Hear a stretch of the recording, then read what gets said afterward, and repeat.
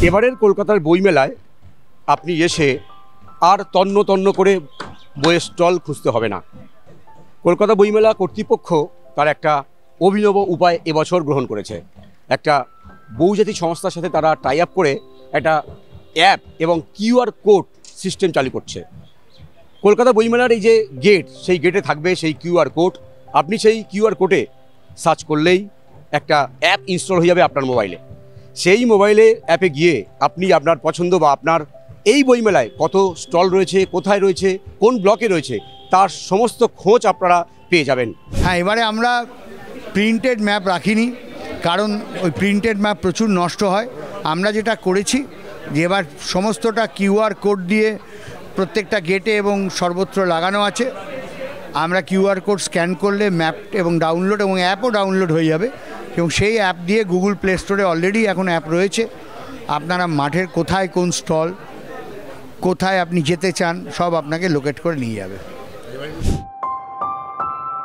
কলকাতা বইমেলায় যাতে বইপ্রেমীদের আসতে কোনো অসুবিধে না হয় সে কথা মাথায় রেখে বাড়তি মেট্রো রেল চালানোর সিদ্ধান্ত নিয়েছে মেট্রো রেল কর্তৃপক্ষ। এমনকি রবিবার পর্যন্ত মেট্রো রেল চলবে এমনটাই জানানো হয়েছে। আমরা খুব খুশি যে আমাদের রিকোয়েস্টে, আমাদের অনুরোধে মেট্রো তারা যে কাজ করবে বলে বন্ধ রাখবে বলেছিল 31/1/2 তারা চালু করছে। তারা 26শে ফেব্রুয়ারি থেকে কাজটা করবে।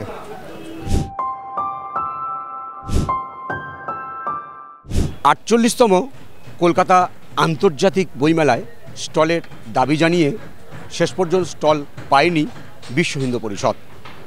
জল গড়িয়েছিল কলকাতা হাইকোর্ট পর্যন্ত, এবং কলকাতা হাইকোর্ট বিশ্ব হিন্দু পরিষদের সেই আবেদন খারিজ করে দেয়।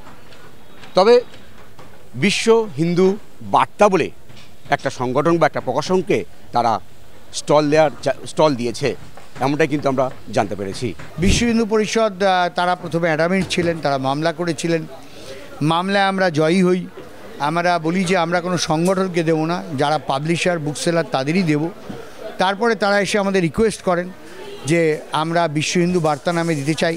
এখন আমরা তো এটাকে ডিসক্রিমিনেট করতে চাই না, আমরা চাই যে সবাই আসুন। তো আমরা বিশ্ব হিন্দু বার্তাকে দিয়ে দিয়েছি। বাংলাদেশের পরিস্থিতি এখনও স্বাভাবিক হয়নি, তাই এবছর কলকাতা আন্তর্জাতিক বই মেলায় বাংলাদেশের পক্ষ থেকে কোনো আবেদন পর্যন্ত করা হয়নি। তাই এবছর কলকাতা বইমেলায় বাংলাদেশের কোনো স্টল থাকছে না বলে জানাচ্ছেন মেলা কর্তৃপক্ষ।